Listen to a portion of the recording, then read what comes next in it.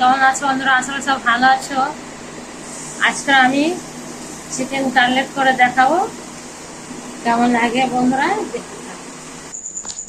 আমি এবার চিকেনটাকে একটু থেতো মতন করে নেবো। এই মোটা অংশগুলো একটু পেলের মতন হয়ে যাবে, কেন কাঁচা থাকে একটু।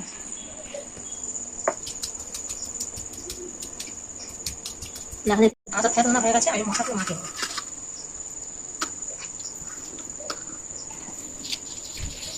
প্রথম লবণগুলো দিয়ে দেবো। একটা জায়গায় হয় না, এটা দুটো জায়গায় করতে হবে। লবণগুলো মাখিয়ে নিচ্ছি।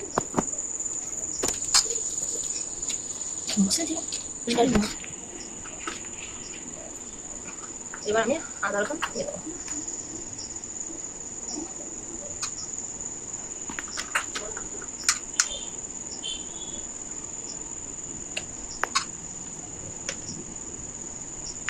আমি লেবুর রস দিয়ে দেবো, বন্ধ রাখ দেবো।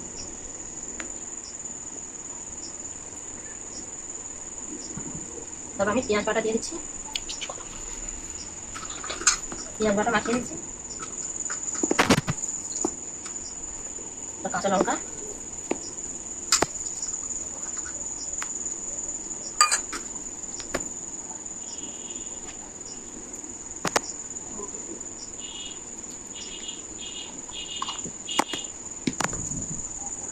তারপর আমি গরম মশলা দিয়ে দিচ্ছি।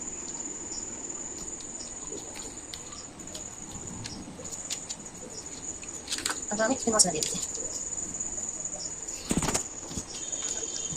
তারপর আমি ভাজা মশলা দিয়ে দিচ্ছি। ঠিক আছে, তারপর গোলমরিচের গুঁড়ো দিয়ে দিচ্ছি। এটা তো গোলমরিচের গুঁড়ো। তারপর আমি মাখিয়ে নিচ্ছি সব।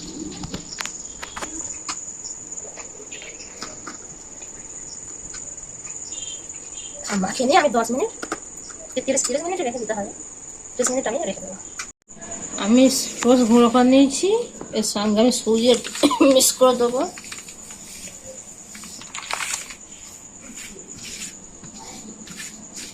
কেন সুজিটা দিলে একটু মচমচে করে হবে, টোস্টটা দিলে অতটা হয়নি। আমি মিক্স করে রেখে দিচ্ছি।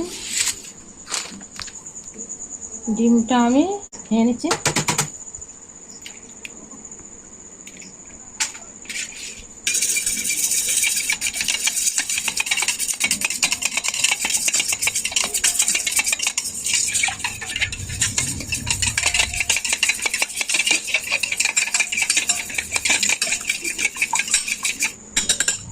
আমি ডিমেতে এবার একটু ময়দা ডিমেতে একটু ময়দা দিয়ে দেবো।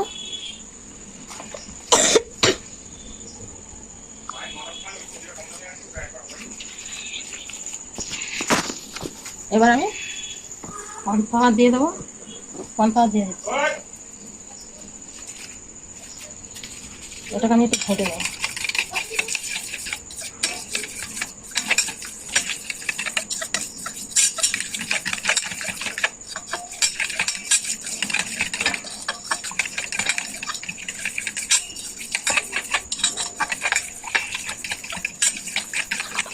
ঘেটে নিয়ে কড়াই দেখাচ্ছি। কড়াই তেলটা দিয়ে দেবো। আমি এই সাথী তেলটা বেশি ব্যবহার করি, এই রান্না সুস্বাদু ভাজায় ব্যবহার ভালো হয়। তেলটা আমি দিয়ে দিচ্ছি বেশি, আমি এই সাথী তেলটাই ব্যবহার করি।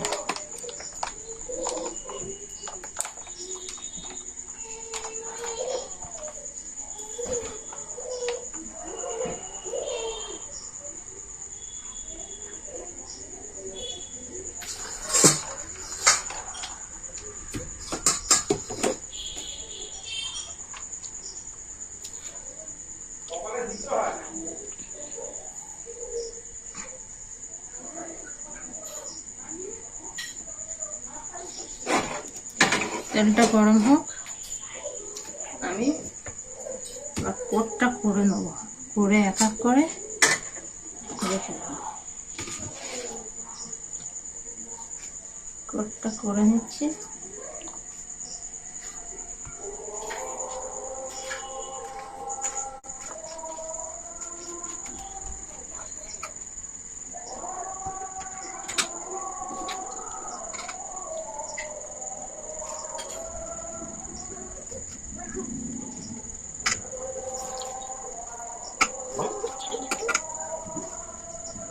আমি ডিম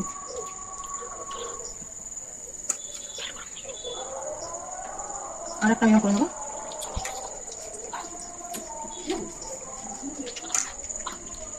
এক এক করে সব দিয়ে দেবো আমি।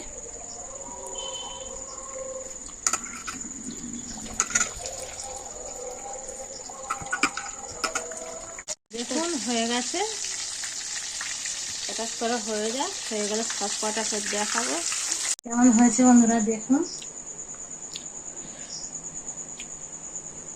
এটা দেখুন কেমন হয়েছে।